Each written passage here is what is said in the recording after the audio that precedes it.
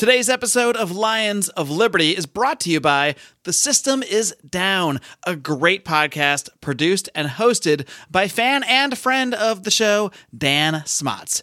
Dan's goal with The System is Down is to change the world one uncomfortable conversation at a time, and he does that each and every Monday as he hosts civil debates and discussions on politics, religion, conspiracies, and everything in between. He's had on many guests familiar to fans of this show, including Scott Horton, Jason Stapleton, Roger Paxton, Remzo Martinez, as well as all three hosts of this program, Brian Odie and myself, Marc Claire. Dan also hosts a weekly news program called The Anti-News every Tuesday, and one thing I love about this show is how much Dan goes out of his way to interact with his fans. He really helps to show you that the person you disagree with online is not your enemy. So question everything and stay uncomfortable with The System is Down. Find it on iTunes, Stitcher, and everywhere you find podcasts, as well as over at tsidpod.com. And I will also, of course, include a link over in today's show notes for this show over at lionsofliberty.com/376. Welcome to the Lions of Liberty podcast. Here's your host, your guide, your shining beacon of liberty, Marc Claire.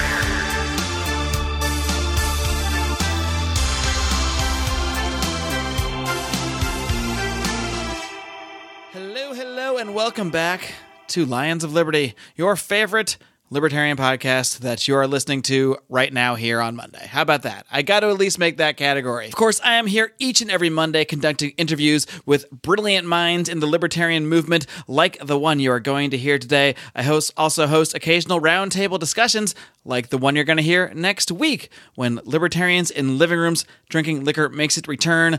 And the other thing that makes its return next week is something that has been a huge hit in past years of the show. That's right, we are bringing back next Monday, as part of that Libertarians in Living Rooms Drinking Liquor episode, the Liberty Draft. That is right. I'm very excited to return the Liberty Draft to your earbuds. So look forward to that next week. Another thing I want you all to look forward to is something that's occurring this Thursday. This will be exclusively for members of the Lions of Liberty Pride, our supporters on Patreon at $5 a month or higher. I'll be conducting a live Ask Me Anything, taking questions from our Patreon supporters while also ingesting various hot sauces at escalating heat levels as I go along, ending with one that I believe, I don't really know the measurement of heat or what it actually means, but it's measured at 1 million. And that's not a joke, because one of our $25 per month Mufasa members, Joey Meyer, sent me a bunch of hot sauces. This all happened a few months ago when I forgot to post a certain Ask Me Anything or something, and I said, I'll do whatever you guys want, and I believe it was Joey that suggested I eat something strange, and I said, well, I'll eat anything hot. So he actually sent me a whole box of different hot sauces, and I'm going to be imbibing these as I go, as I take questions from our 100 plus supporters on Patreon. So if you want to hear that, if you want to see me sweat, now is the time to head on over to patreon.com/Lions of Liberty. Toss us $5 a month or more. Of course, we have various perks at various levels, but for as little as $5 a month, you can get access to all of our exclusive audio, including the League of Liberty podcast. I'll be doing another one of those soon with Roger Paxton, Chris Spangle, and Johnny Rocket Adams. We also have the Conspiracy Corner podcast, which another one will be dropping very soon as well. So much content, of course, Degenerate Gamblers each and every week with Brian, Odie, and Rico, all about not just sports gambling, but all the many ridiculous stories from our past and present lives. So really so much content out there for our Patreon supporters, and all it costs you is $5 a month. So please do head on over, check that out. Watch me feel the burn as I take the heat from Pride members. Now that business is out of the way, I'm really excited to bring you today's interview. I've been sitting on it for a little while here as our guests made a little bit of the rounds of the podcast circuit, but this interview is unlike any of the others you have heard. Of course, I'm talking about Gene Epstein, who recently partook in a debate about socialism, capitalism versus socialism. He, of course, represented the side of capitalism, and I'm not going to talk about it too much more right now because this is a very detailed interview, but let's just say we took a little bit of a different angle, and I took questions from fans of the show who helped me raise every single objection to the ideas of capitalism and for socialism that they could muster, and Gene tackles every single one of them here today. And I'm planning to air the rest of this program completely commercial-free. I just want you to be able to absorb all the great information coming at you here. But I do want to first encourage you to head over to lionsofliberty.com/health if you are at all searching for an alternative to your current health insurance. I know prices are just getting higher and higher. It's getting harder to afford health insurance for your family, but luckily there is an amazing free market alternative known as Health Excellence Plus. Please do head over to lionsofliberty.com/health to learn more. My guest today is the former economics editor at Barron's, where you can still find his writing on various economic topics. He's also the director of the Soho Forum, which features debates on topics very relevant to libertarians, including a very recent debate where he was actually one of the participants defending free market capitalism against the concept of socialism. And we're going to be talking about that a little bit later on today. He was most recently on this program back in March discussing the fiscal time bomb of U.S. debt. I'm very pleased to welcome back Mr. Gene Epstein. Gene, are you ready to roar? You know, Mark, in my debate with Bhaskar Sankara, I found I roared a little bit too much at him. So I'm going to roar a little less and purr maybe somewhat to try to explain my position, although I was mostly pleased with how the debate went. Yeah, you definitely got fired up, I would say, especially towards the end, and we'll talk about that more a little later on. But I'd say roaring is definitely an appropriate term to use. And, before we get further into that debate, which was, like you mentioned, it was you debating this guy, Bhaskar Sankara of the Jacobin magazine. I did want to discuss something that has kind of creeped up since the last time you were on the show. You know, there was this wave of people joining the Libertarian Party, a lot of podcasters, Tom Woods, Dave Smith, Mance Raider, Jason Stapleton, a whole bunch of people joining the Libertarian Party. And shortly after that, you also announced that you had joined the Libertarian Party. So I want to touch on that real quick. What inspired you to join the Libertarian Party, and what do you envision your role being here? Well, all those guys who you just mentioned, actually mainly Dave Smith and Tom Woods, joined the Libertarian Party. And I figured that, look, if they're doing it, I'll do it. A small gesture, a few bucks, and nothing much to it. And I guess they're asking me to speak on behalf of the gubernatorial candidate in New York State. So I'll do that. So I'm pretty much of a follower when it comes to these things, and that's really about it. Very cool. And so you're basically you're there and you're willing to, be a voice for certain causes and candidates when appropriate. So be a follower, not a leader. I have to remind you, Mark, that you told me, especially since I'm a Bernie Sanders lookalike, I probably should come to the office, but probably that's not going to happen. Because I was going to follow it up. We did sort of tease it a little bit in the last time you were on the program of a potential Gene Epstein presidential run. Are you ruling that out right now? Looks like I'm ruling that out right now because about the only guy who keeps drafting me is you, Mark. All right. So I need to build a little more of a following on this first. Who of course love the fact that that I'm a Bernie Sanders lookalike. All right. Well, Gene, like I mentioned, I heard Dave Smith just raving about this debate. Yeah. He often does does a little comedy introduction to these debates, and he did the last one, so he was there in person. And when I heard him so passionate about your passionate performance, I just had to see this debate. So I was literally checking my computer every day, waiting to see till it popped up. It finally popped up yesterday, and I was able to check out the whole thing. And I got to say, it delivered, especially your performance. And as you mentioned, you got really, really fired up in there. But first I want to talk about kind of how this debate came about. It sounded to me from Bhaskar's opening comments that he was, it took a lot of convincing from you to get him to do this debate. And he seemed to even mention in his opening statement that he was a little hesitant about doing it. So how did this whole thing come about? Oh, yeah. No, indeed. I was actually concerned up to the last moment about whether Bhaskar would necessarily show up.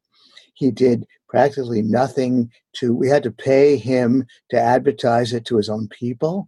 And so he was pretty reluctant.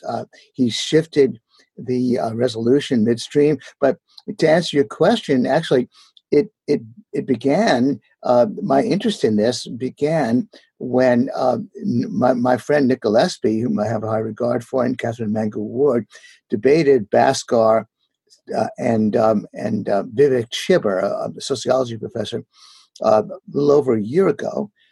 And in fact, then the socialists really came out en masse.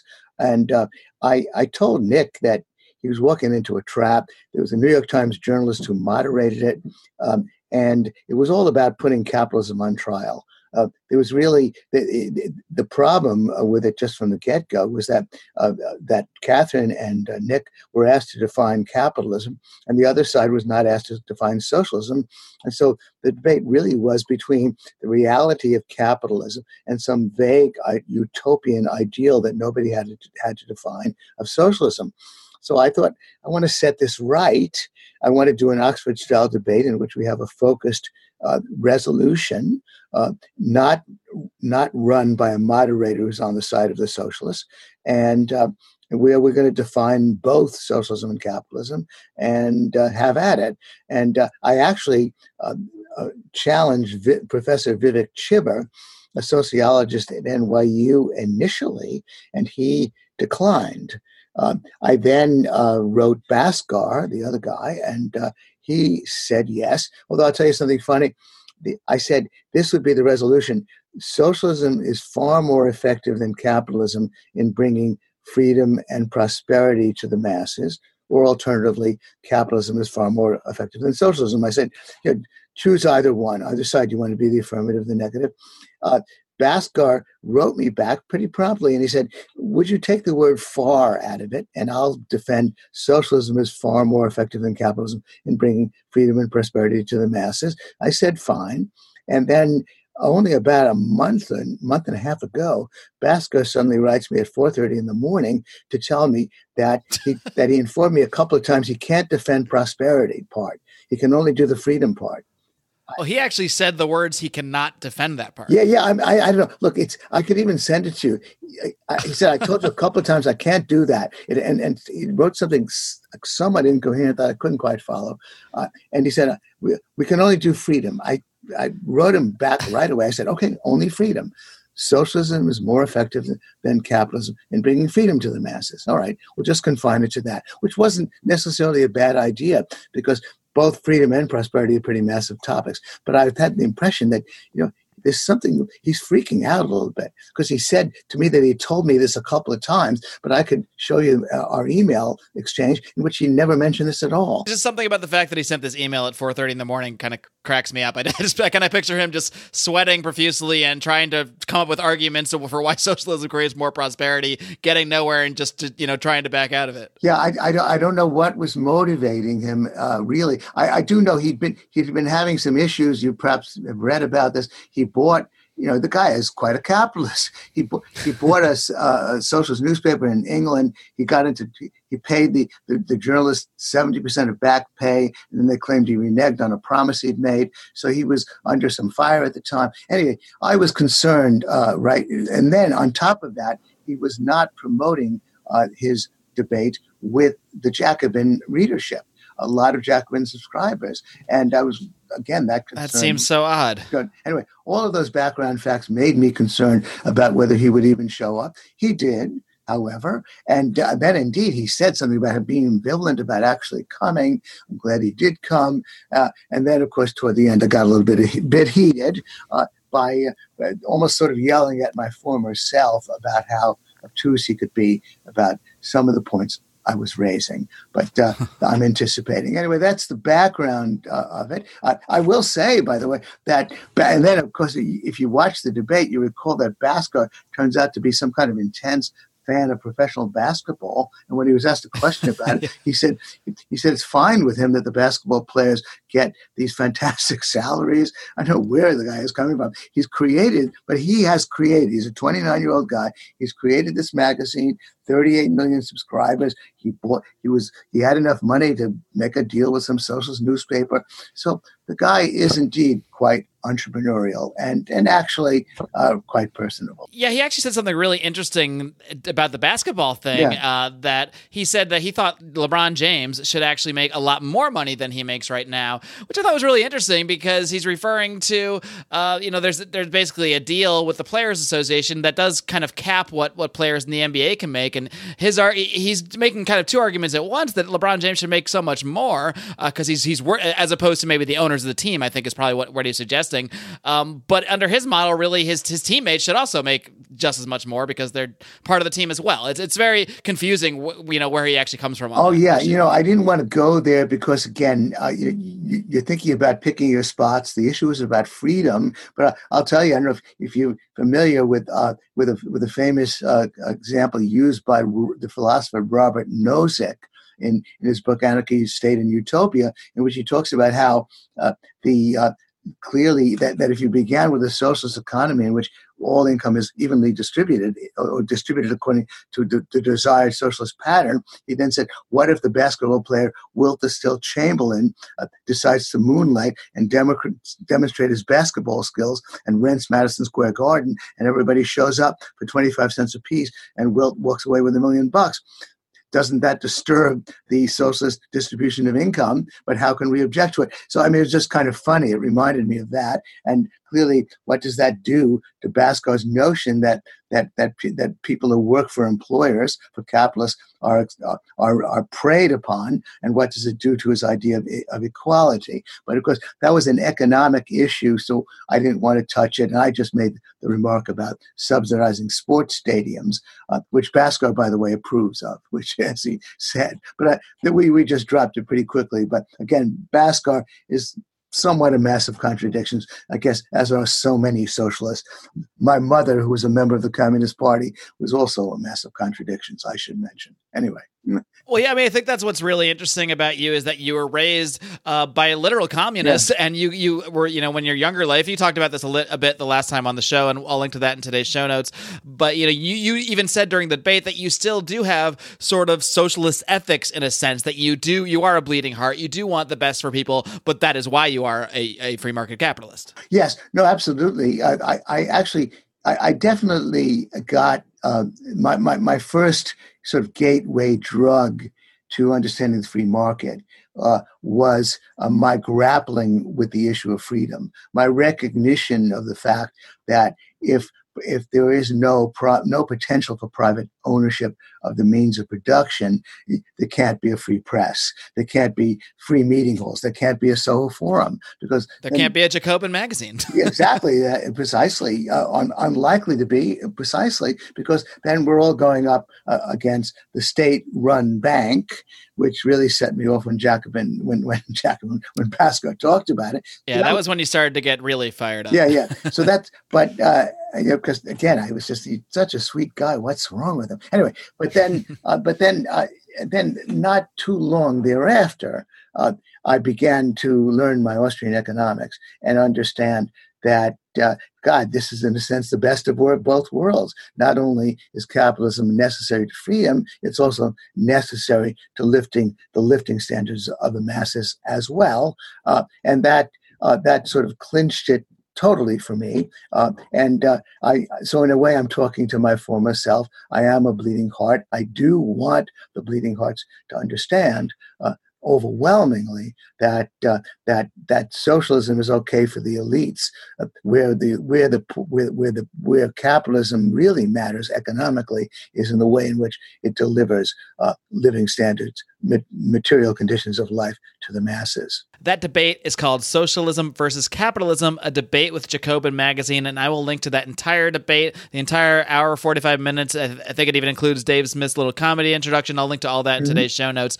And I really do encourage people to watch the whole thing. But what I want to do today now, Gene, is I want to kind of shift over, and what I did was I went into my Lions of Liberty forum. It's our Facebook group, our public Facebook group where fans of the show can come in and give their thoughts on things. And I wanted people to give their best arguments, and I just mean best meaning, I guess, really the ones they hear the most, the ones that they find the most difficult to come up with objections to, the ones they have most difficulty arguing with people on when it comes to socialism versus capitalism. So what I'm going to do now is I'm going to try to kind of play devil's advocate a little bit, and I've kind of collated a lot of those responses on socialism into just a few of the key points that people bring up that socialists and democratic socialists, whatever you want to call them, will bring up in objection to capitalism, and kind of get your responses to them to help better equip our audience with how to enter that debate sometimes. How's that sound? Sounds great. Go ahead. All right. So we're going to start off with one. It's a very basic one.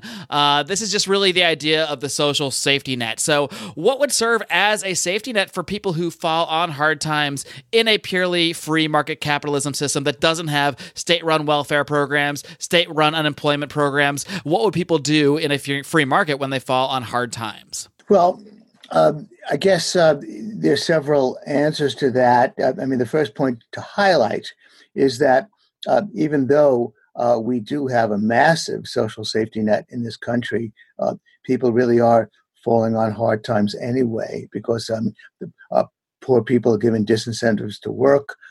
It's not as though the trillions of dollars that's spent on anti-poverty programs in this country, the massive safety net we do have ultimately helps.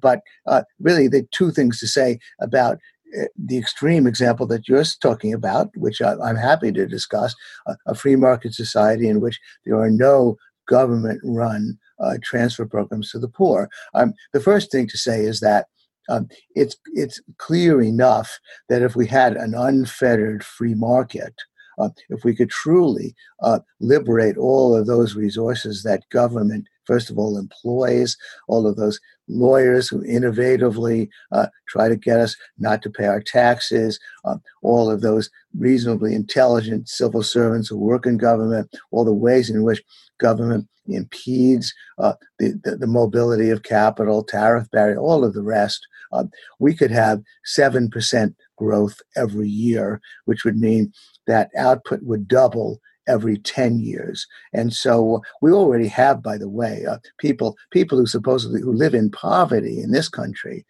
are already far better off than most middle-class people in most European countries. But what we would call poverty would be maybe the comfort. What we call poverty today is the way the middle class lived in the 1950s. Even under fettered capitalism, we've had progress. But what we would call poverty would be comparable to what's middle class today. There are probably so many. So many things are free because they're in such abundance. That people give out matches and toothpicks, and we'd have matches and toothpicks that would be food. I mean, there would be such, first of all, there'd be enormous abundance. But under capitalism, under free market capitalism, which of course is the sort of thing that Karl Marx talked about, or even socialists tend to acknowledge that capitalism does deliver to the masses. But beyond that, if you look at the philanthropy, certainly in this society, in this U.S. economy, even with government crowding out so many philanthropic efforts, private sector philanthropy runs a constant 2% of gross domestic product.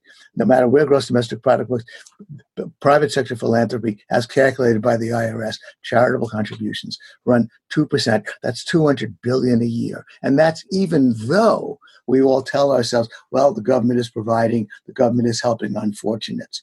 In the late 1800s, the massive philanthropy to help the poor in New York City was even celebrated by Lincoln Steffens, and Lincoln Steffens, being most famous as the muckraker, talked about how difficult it was to live poor, and of course that New York City of the late 1800s, when the economy was, of course, far poorer than it is today, and so I think it's clear that the combination of the kind of material growth that free market can deliver, plus the compassion, the normal compassion of people who want to help others who are in trouble through no fault of their own, that would mean that we'd wipe out whatever vestiges of what we call poverty today altogether. But I mean, beyond that, though, I would stipulate to someone who really doesn't trust that well, let's start with a negative income tax and phase it out as people get richer. I will give up a little bit of the argument in order to win the main argument about capitalism. I mean, if you want some kind of enforced transfer payment to people of limited, to very poor people, that's possible. But what do you mean by a negative income tax? Well, negative income tax as proposed by Milton Friedman would simply mean that if you earn below a certain income, then you get a subsidy through the IRS. That's the negative idea of the income tax. Then instead of paying income tax to the IRS, to the Internal Revenue Service, you get paid something, and then it's phased out on a calibrated basis as you earn more. And he wanted that to substitute for all welfare programs. It isn't really the what's talked about today, the universal basic income, but it is a kind of income floor. Now, if you want to talk about the transition, certainly the main this will be a shocking statement. I was about to say, one of the principal reasons why people are poor today is because they don't have jobs. The poor 50 years ago, the people who were poor did, by and large, have some kind of job. But what's happened to our welfare state, and what will happen inevitably to any welfare state under our kind of heterogeneous society, is that welfare will cause a disincentive to work, and your parents, and if your mother was a drug addict when she was 16 and had you, or if your parents never worked, or you don't even know who your father is, the likelihood that you will work is much diminished. And that unfortunately is the case with respect to welfare, certainly in countries like the U.S. or in countries like Britain. So if we're talking about the transitional period, then certainly it would be very hard to pull the plug altogether on welfare, even though there have been useful reforms that were implemented in the late 90s under Bill Clinton, ending welfare as we know it. But we'd have to take it in steps. But again, to reiterate, if somebody's pushing me in the corner about the totally free economy, if we can achieve that state, then clearly work would be abundant, wages would be flexible, output would grow at 7% a year. That in itself would cure poverty. And the natural compassion of people that, by the way, was celebrated by Adam Smith in his book, The Theory of Moral Sentiments, would more than take care of the rest. And so the poor, what it would mean, we basically define poor poverty in this country as, of course, living way below the median income. But, of course, what we define as poverty in this country is unimaginable riches for most people in the third world. But so I use that word poor in quotes. But if it's perceived that people are in trouble through no fault of their own, then I think it's clear to me that the natural compassion of people would mean that there would be charitable contributions that would help them out. All right, Gene, kind of switching courses a little bit on the subject. Well, I'm sorry, let me just repeat that. All right, Gene, the next objection I wanted to bring up is the one that you hear all the time. This is the concept of pollution.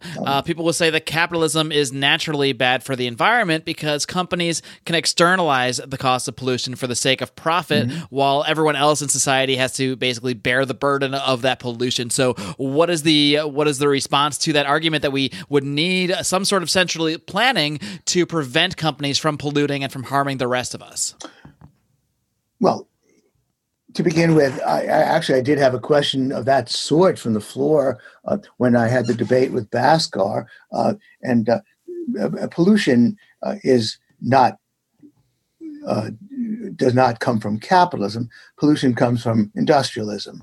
It comes from in particular, for example, the use of coal and the use of oil, fossil fuels, in order to power our economy, and pollution often comes from the fact that we have less capitalism rather than more. By that I mean, if somebody throws garbage into your backyard, he's polluting your backyard. But you have property rights in your backyard, and if he does that, you can sue him in the courts for harm. But if somebody pollutes if a company pollutes a lake or a river, it's not privately owned. If it were privately owned, then there would be a restraining order against that person through the courts, against that company through the courts, that would prevent that company from polluting the lake or the river you own. And so, for example, famously by now, the pollution of Lake Baikal by the Soviet industries was awful. Lake Baikal was just killed by Soviet industries under Soviet socialism because it was just a public good. Nobody owned it, and clearly the factories had to operate, and so they polluted. And so there's no solution to pollution by ending capitalism. The only way to solve it altogether is to end industrialism, and that is sort of like what the Green Movement is telling the poor people of the world in China and India: fossil fuels for me, but not for thee. In other words, fossil fuels, according to them, are causing global warming. Therefore, we have to put a stop to them. And by putting a stop to them, we have to prevent the use of fossil fuels by people in the third world. But people in the third world are instead of using fossil fuels, they're burning dung to heat their homes or to cook, and that dung is killing them through indoor air pollution. And so we have numerous problems with respect to poverty and industrialization, none of them specifically related to capitalism. The main solution for any of it, whether it would be a socialist economy or a capitalist economy, would be first of all the courts. Air pollution is not polluting the air; it pollutes our throats, and we can bring a class action suit against somebody who harms us. Just as I said, somebody who throws garbage on his neighbor's lawn can be sued by his neighbor for so doing. And similarly, we can have more property rights rather than less. We can actually, just to be mind-blowing, we could privatize the oceans. The oceans are being polluted, but if they were privately owned, then we could put a stop to that. However, those who own their parts of the ocean could protect themselves legally and prevent the pollution from being imposed on them.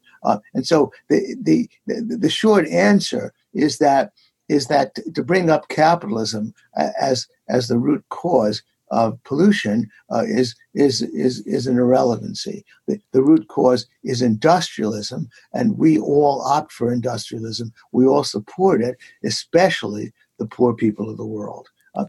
Amazingly, the people who believe the biggest carbon footprints are those who are Al Gore and others, and Leonardo DiCaprio, who said he wants to fly around the world and lecture us on the problems of global warming. Well, if he's going to do that, he's going to leave an immense carbon footprint because he's going to burn a lot of jet fuel in the process.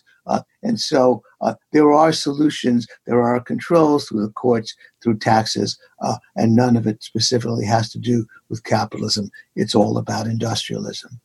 How do you address the global warming issue specifically? Because I do find that one a lot more difficult in casual conversation with people about this stuff, even when bringing up the arguments about pollution, how that could be better handled in a private property. But what people will say is they'll say, global warming isn't an identical, or maybe climate change, whatever you want to say. But I know that the phraseology always keeps changing. Yeah. But they'll say this isn't something you can necessarily point to one company and sue the one company because there's not damage you can see in front of you right now. They'll say the damage is going to come generations from now, and that's why we have to sort of address all these problems right now. And I don't want to get too far down the rabbit hole of global warming, but just I was curious how you address that from sort of a free market perspective when people say that the pollution isn't really manifesting itself today as much as it might be generations from now.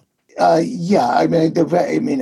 will just let me assert that because I've taken a keen interest in the subject, and I am convinced that if global warming is a problem, as it may be, it's a 100-year problem really in search of a 50-year solution, and that it's absolutely nuts, disastrous, and ridiculous to make the statement, as I've just said, that the rich people of the world are telling the poor people, fossil fuels for me, but not for thee. They are dying of in their own way of burning dung in order to heat themselves. But that's just a factual dispute.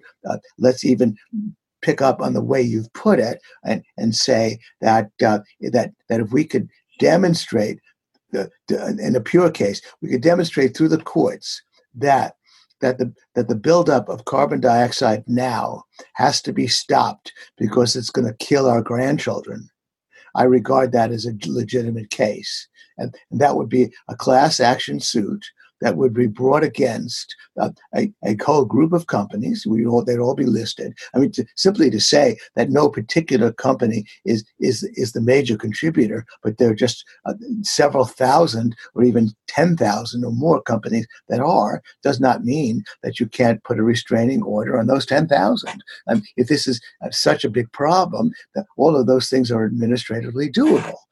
The point is that you're only somewhat shifting gears and saying, well, it's not one company, it's not one person throwing garbage on your lawn. It's a lot of people throwing a little bit of garbage on your lawn, and that's going to build up in a number of years. But if you can prove all that, it can prove all that before a panel of experts or the courts, then that would be what you'd want to do. Now, I think, of course, it would never hold up. I think it is ridiculous. The fact of the matter is that there is no, I believe, no imminent problem, and that we basically cannot take the position that we're going to cut fossil fuels down to the bone or force the poor countries of the world like China and India from doing so. China's building coal-fired plants. So all of it's ridiculous. However, I can concede in principle that if you can make the case that we're in the process of sealing the fate of our grandchildren. Look, I have a friend who believes that. He's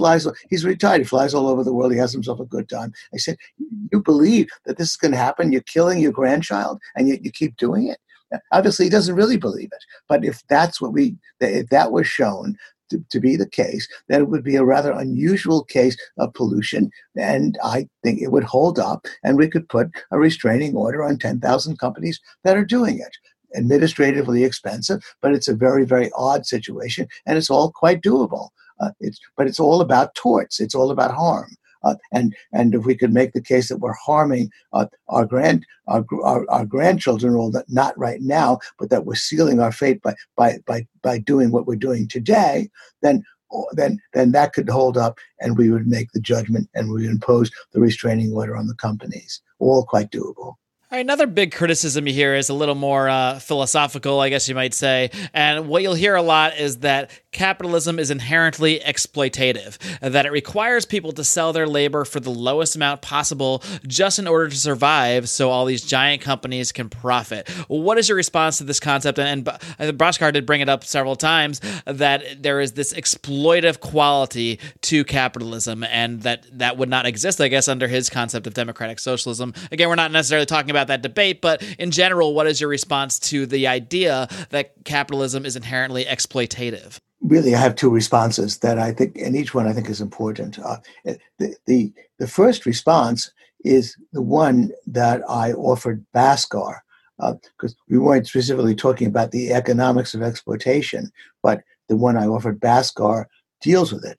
I pointed out to Bhaskar that if he thinks it's essentially an exploitative and awful situation for people to work for capitalists, then he could have worker-owned enterprises. I put it in broad outlines. I pointed out that 1/3 of all consumer spending in the U.S. is accounted for by the bottom half of the population. Nearly 2/3 is accounted for by the bottom 4/5. So he could marshal enormous consumer power if all of those people are suffering, and he'd say, look, buy from socialist companies. Let's start creating our own worker-owned companies and bootstrap them through crowdfunding.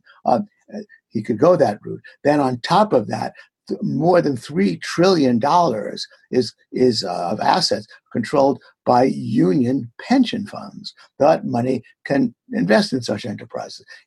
If he marshals consumer power, he could boycott firms and drive them into bankruptcy and buy them on the cheap.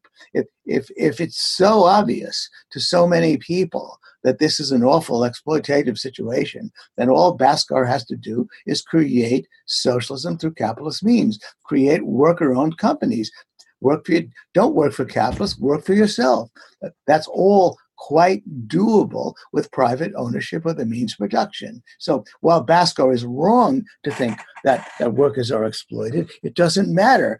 Even if he's right or whether he's wrong or not, he can overcome it by simply resorting to capitalist means to bring about worker-owned companies, interconnected worker-owned companies, a sub-economy of socialists. And if it's all so wonderful, then we'll all join. There'll be an enormous demonstration effect about all these happy people who own and operate their own companies. It's an experiment that's been tried many times. There's been the kibbutzim in Israel. The kibbutzim are on life support from the government, but that was indeed worker-owned capitalist enterprise. And so that's an obvious solution.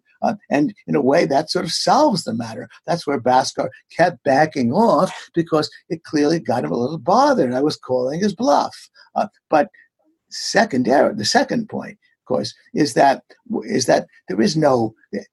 Actually, there are really two more points. The second point is that statistically, and in terms of economic dynamics, workers get their share when in an expanding productive economy, real wages rise, and real wages rise because while there is worker need and employer greed, the workers need to get a job, and employers are greedy. They don't want to pay them any more than they have to. Certainly in large metropolitan areas where most people live, I'll take that as an easy case.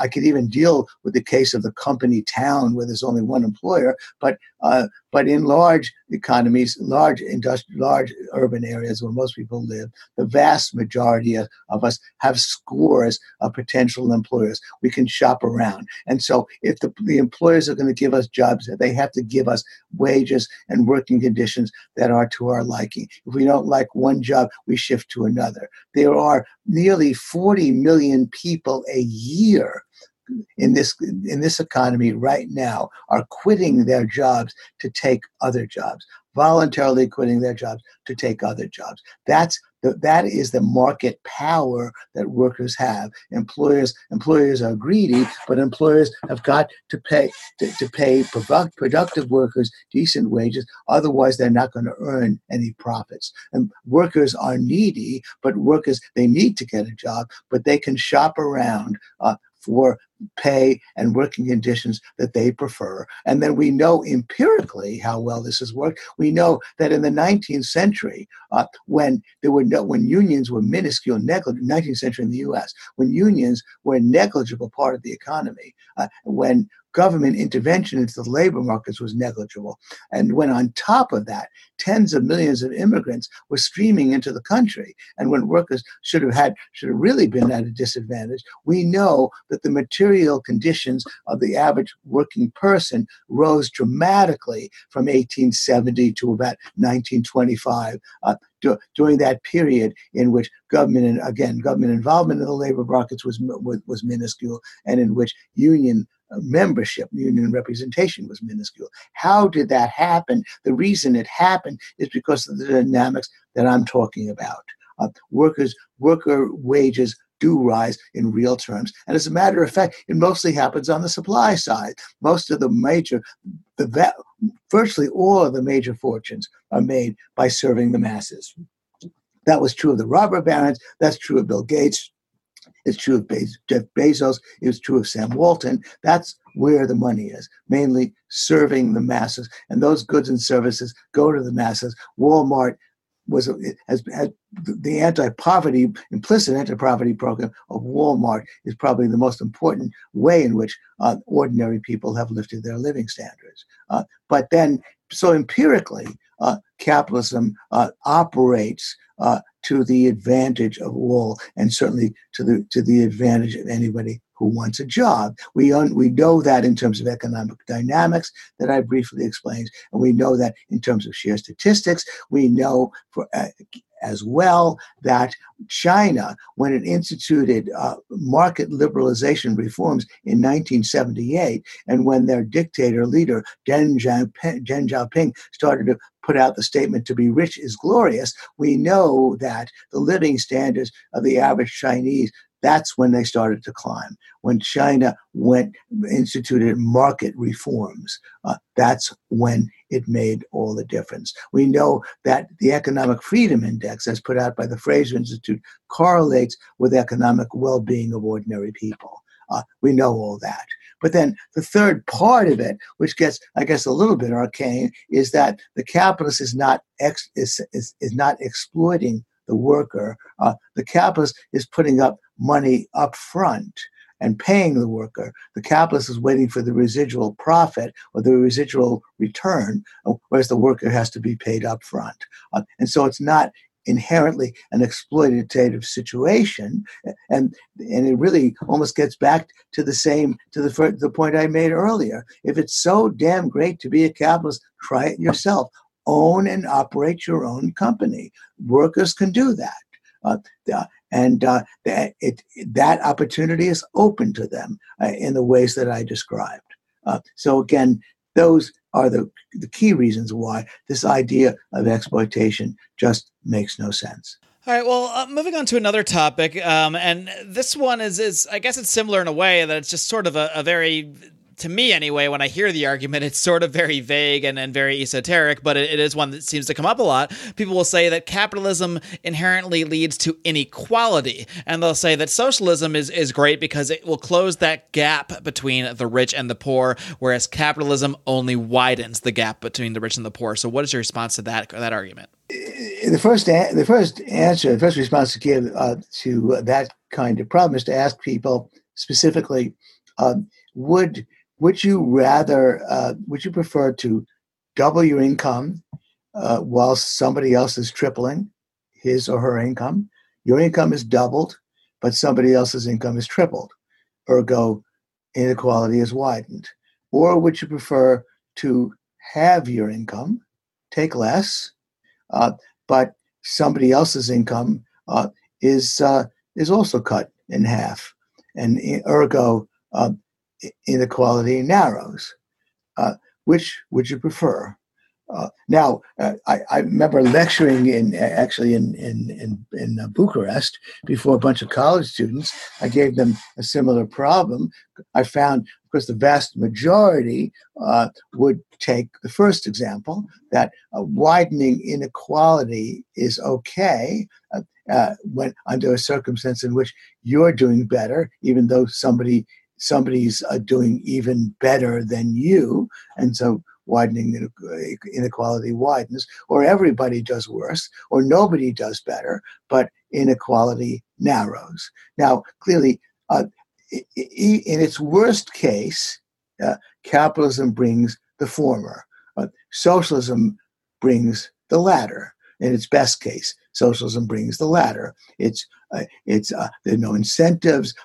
There's bureaucratism. It brings no growth or slow growth or economic contraction. That's what socialism brings. Capitalism might bring more inequality, but it lifts everybody's living standards at the same time. I myself don't lose any sleep over how rich Jeff Bezos is, how much richer Jeff Bezos is than I am.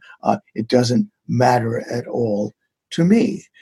It might matter to envious people, but it doesn't matter to me. But again, I go back to my same challenge, which I think is a very important one to level against the socialists. If you don't like that, if you don't like the idea that Steve Jobs made a lot of money and Jeff Bezos made a lot of money and Sam Walton made a lot of money, then abolish those things through capitalism. Create your own worker-owned firms and pay everybody the same, if that's what you want to do. And that's all quite doable if that's what you insist on. I don't think it will sustain itself. As Robert Nozick pointed out, if you begin with it from a socialist a society in which everybody is paid according to the desired pattern, what do you do when Wilt Still Chamberlain decides to demonstrate his basketball skills for money? How do you object to that? Because in the first instance, everybody got paid what they were supposed to get paid. So if they want to give Wilt Still Chamberlain some of their money, what are you going to do? What are you going to do if a brain surgeon wants to charge more? What are you going to do if somebody wants to start his own business and sink or swim on his own? That could bring inequality. But with that said, I'll tell you something else that is rather interesting. Because capitalism, the moves toward capitalism, toward markets, have taken over the third world, especially in China, to some degree in India. In fact, world inequality has narrowed over the last 20 years. But although inequality within countries has widened, within China it's widened. If you actually look on a global basis, it's narrowed. However, again, if you care about inequality, you can do something about it. Join your own worker-owned firm, and everybody gets paid the same or nearly the same. If you're an envious person, do something about it. In terms of values, though, in terms of ethics, if you're not an envious person, what you really want to see is just everybody does better than they used to if they want to better themselves, and it doesn't matter to you that some people do extremely well. Doesn't matter at all. I guess, come to think of it, the final point to make is there's a lot of inequality that's due to crony capitalism, what I prefer to call crapitalism after my socialist Uncle Abe, and that's forcible redistribution of income to certain rich people, which I could go into. But that's not because of the result of inequality, it's because of the means. The means was not capitalist acts between consenting adults, it was forcible intervention by government to help out rich people, and that's something I do object to. That's the only kind of inequality I do object to, but only because of the means, not because of the result. Right, and that does tie in a little bit to the next objection I wanted to bring up, and this one is a little difficult, I think, because there is less than zero, or there's more than zero truth to it, and it's the idea that a lot of the capital that people are using right now, or that the capitalists are using, going back generations, is not all justly acquired. Whether it's the killing of Native Americans and stealing their land, or people using slave labor to build their capital, and maybe they've inherited a lot of that capital and are now using it. There's a lot of people that will bring up that concept that, sure, maybe the way you're talking about it would be fine if everybody acquired their capital justly, but the reality is they will say that most of the major capitalists today did not acquire their capital justly. They acquired it through generations of kind of systemic injustices. So what is your response to that? To begin with, I have to challenge, and I know you're playing devil's advocate, Mark, right. but that word "most." Anybody who says that most of those capitalists. Yeah, to be clear, I'm not saying I know, the devil Mark, is. Yes, indeed. Mark is not saying that, guys, so I want you to know that. My friend Marc Clair doesn't quite believe what he just said. He's playing devil's advocate. But I do believe some people. I mean, there are probably certain instances you could look at and say, well, this family, clearly this all goes back to this one injustice, where X, Y, and Z happened. Right. Yeah. Okay. But I do want to deal. You're right, Mark. Look, I'm trying as best I can to deal just as you want me to with a pure case, just as I try to deal with global warming. I said empirically, I think it's an exaggerated problem. I said, okay, but let's say it is. What would we do? Similarly, I'll deal with this pure case that somebody became rich through slavery of 150 years ago, and what do we do about that? But I first want to point out something that is important and maybe has ramifications that even you haven't anticipated. The point is only that certainly, to begin with, we know that empirically there are very few very few companies on the Fortune 500 list in the 1950s that are on the Fortune 500 list today. We know that empirically, the dominant firms were, the FANG, Facebook, Apple, Netflix, and so FANG, Facebook, and of course Google. They're all created by people of limited means. These fabulously rich people today, they weren't rich once. So we do know that that under unfettered capitalism, Sam Walton was born poor and relatively limited means. We do know that empirically, this is a very negligible problem, and one of the big reasons it is a negligible problem is that it's difficult. I'll make another point that the IRS compiles a list of the 400 richest taxpayers because they have that empirically, and it turns out that it's very difficult to remain on the list for more than 1 year. There's enormous turnover. And that most of the richest people were not born rich. And part of the reason, the key reason for that is that if you allow capitalism to function, the only way for fortunes to be held onto, the only way for you to build something is for not just for you, the original slaveholder, to have been rich, but that your children, their children, your great-grandchildren, your great-grand, they all have to be competent along the way, because you do have to keep working, keep at it in order to stay rich. So my only point is that empirically, this is a very minor problem. Or in particular, let's say that somebody acquired land unjustly. The land was seized. What happens to the children, to the grandchildren, to the great-grandchildren? Well, what probably happens is that they sold the land because there were a bunch of heirs, and whoever took over the land is now operating the land productively and now knows how to. So capital and land and all the rest of it acquired unjustly generally gets handed over to people who actually know how to do it, how to handle it productively, who themselves really cannot pay much in the way of reparations. But so therefore, empirically, it's not much of an issue. But if you want to now focus on the idea that somebody is to some degree profiting from land that he took from your ancestors, or somebody is to some degree profiting from the labor of your great-grandparent, then I could see a case for reparations to be due you. All of that that could happen. But again, my key point is that if you allow unfettered capitalism to operate, then it's very difficult to imagine that the money that people are making are not due to their own ingenuity and not due to their own creativity, because it's very difficult to survive simply because you inherited a few bucks from your ancestor. So therefore, it's a minor problem, but to the extent that you really can trace it, then I would do something about it. I mean, with that said, I want to make the point that all of the assertions that have been made about the importance of slavery to the U.S. economy in the early half of the 1800s are just ridiculous. The pathetic fact, unfortunately, is that the contribution that the slaves made is as nothing compared to the contribution that just a bunch of innovators made to the economy. Nothing compares.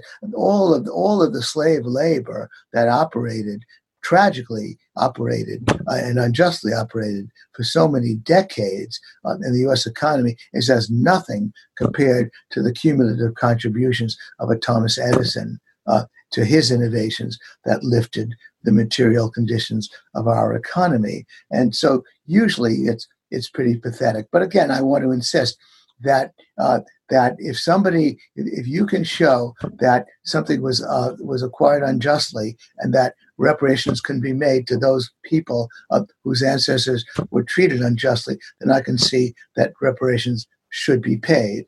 With that said, finally, I recommend that everybody read Thomas Sowell's book, Cosmic Justice. That by and large, most of the most of the injustices of history cannot be righted, and he counsels against, and I think wisely counsels against, trying to mete out cosmic justice.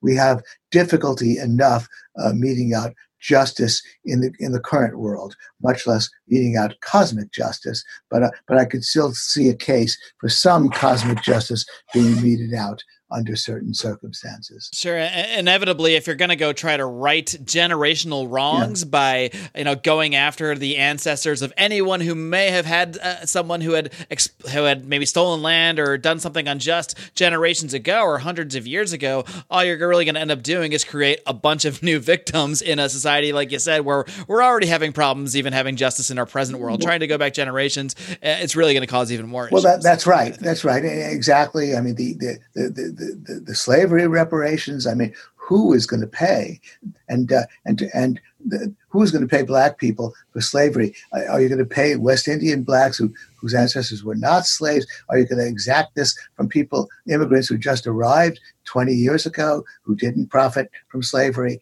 I mean, what a nightmare! And nobody takes the idea of that seriously. Let me tell you a funny story, which is true, that in the year 2000, and this is about my own Jewish people, in the year 2000, there was money set aside by Germany and Switzerland to offer reparations to Holocaust survivors. And there was actually, of course, you and I could probably readily see a compelling case for reparations paid to legitimate Holocaust survivors. In the year 2000, however, there were 1 million people applying for these reparations. And as the mother of a guy I know said, who actually was a Holocaust survivor, what she said was that if there were 1 million people in the year 2000 who were Holocaust survivors, who did Hitler ever kill?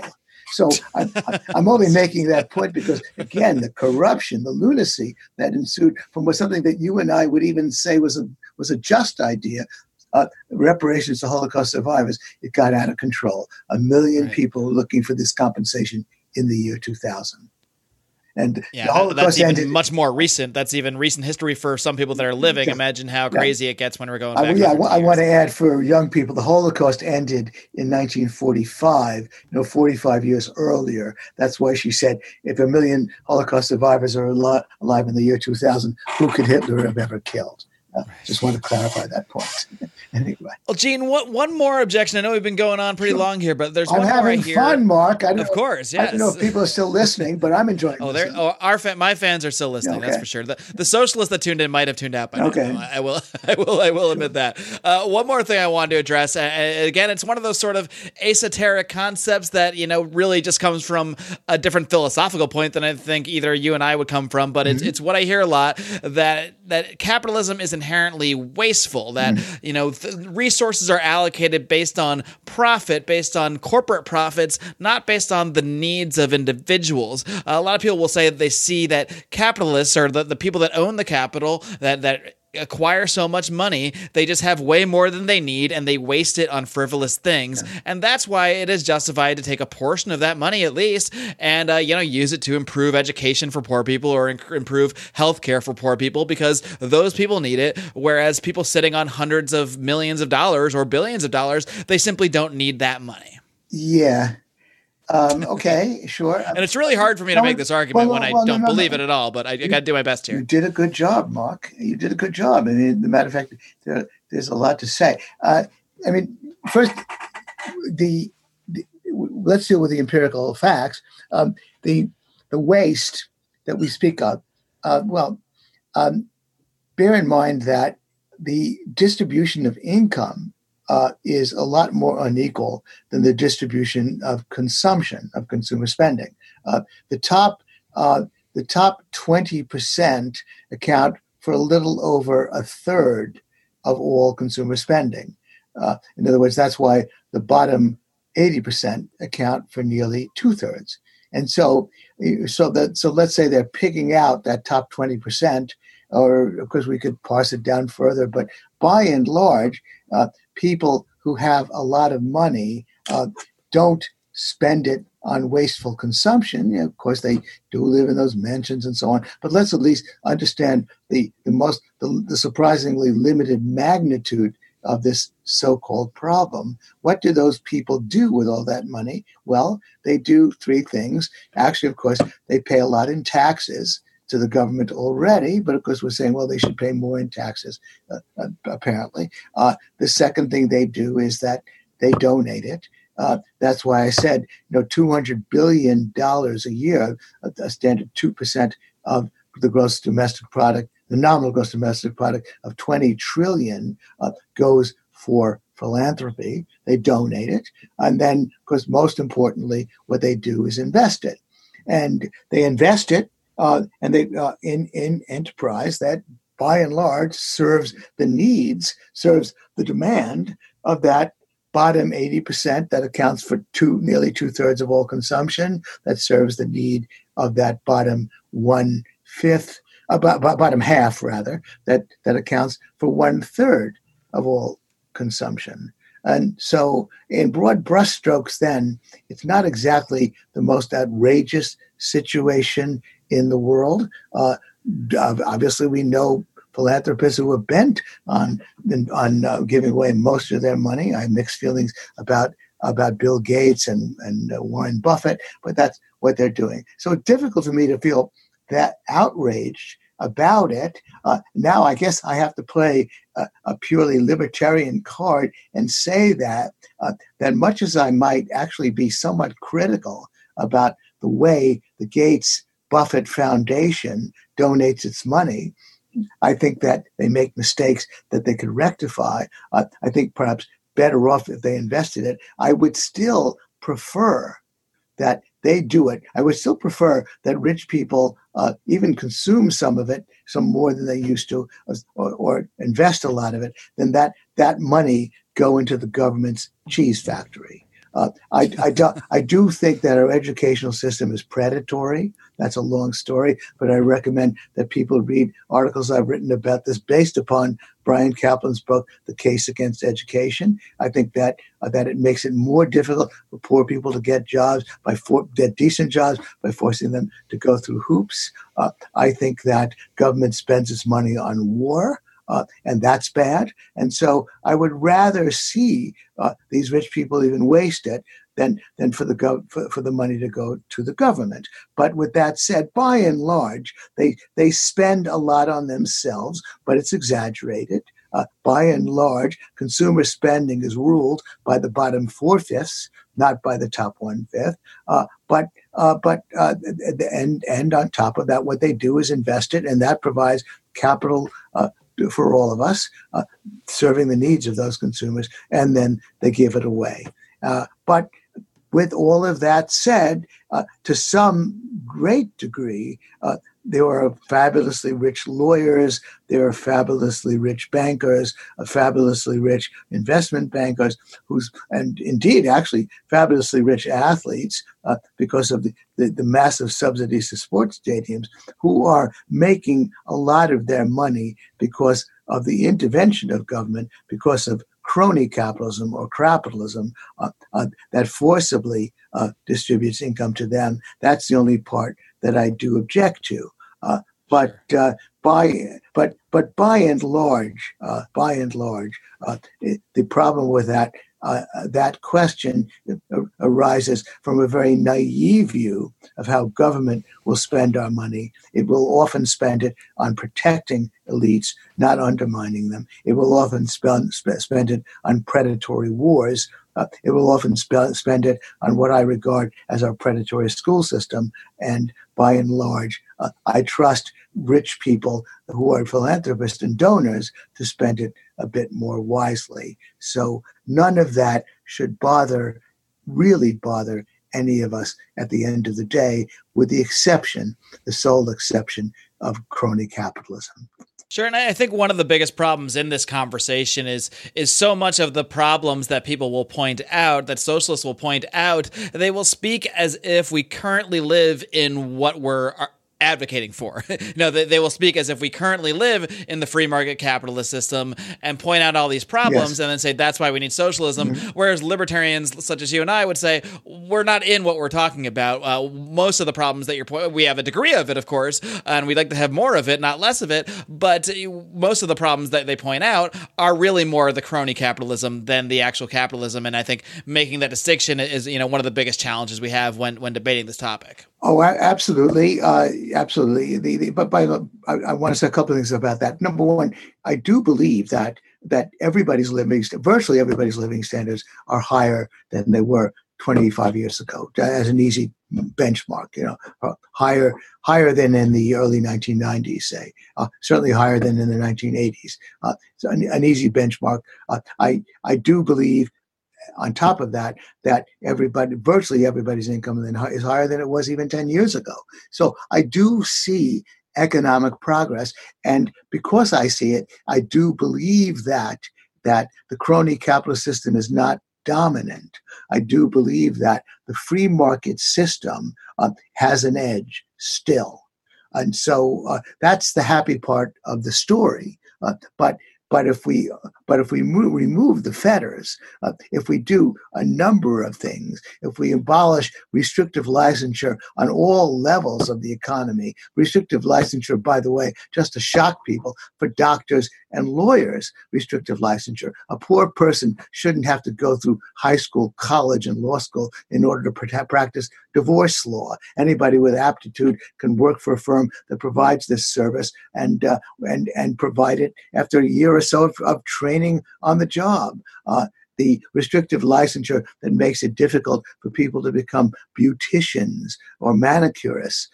And then most importantly, the awful way in which government makes real estate, makes housing more expensive in areas like San Francisco or New York City, where it's totally clear that where government intervenes less in the housing market, as it intervenes less in places like Austin and Dallas, housing is far more affordable than it is in areas where the affordable housing movement dominates, as it does in areas like New York City and San Francisco. And all of those things, you're absolutely right, are a little bit more difficult to convey to people. But still, I don't believe the crony capitalist system dominates, because I still see evidence that people's standards of living are indeed rising despite all of those problems posed by the crony capitalist system. All right, Gene. Well, I do appreciate you coming on here and once again defending capitalism against socialism. I hope I at least did an okay job of sort of kind of pretending to believe any of these socialist arguments. You did an excellent job, Mark, but I'm still not running for office, so don't even ask. But I had a good time. Thanks. Okay, well, we'll see if I can bring more people into this movement. Sure. In the meantime, and okay. See where it goes. Gene, thank you so much for coming on. Before I let you go, why don't you just let everybody know one more time where they can find all your work and maybe give a preview of anything cool you got coming up at the Soho Forum. Well, gosh, all my work is kind of scattered. I send it out to different people. I'm happy about the fact that you're providing the link to the debate I had with Bhaskar, despite the fact that it's a little embarrassed at how heated I got. Although my younger, that's my favorite part. What'd you say, I'm sorry? That's my favorite part. Yeah, I'll tell you, there was a split. Even a few older people liked the way I got heated. My younger audience, they really liked it.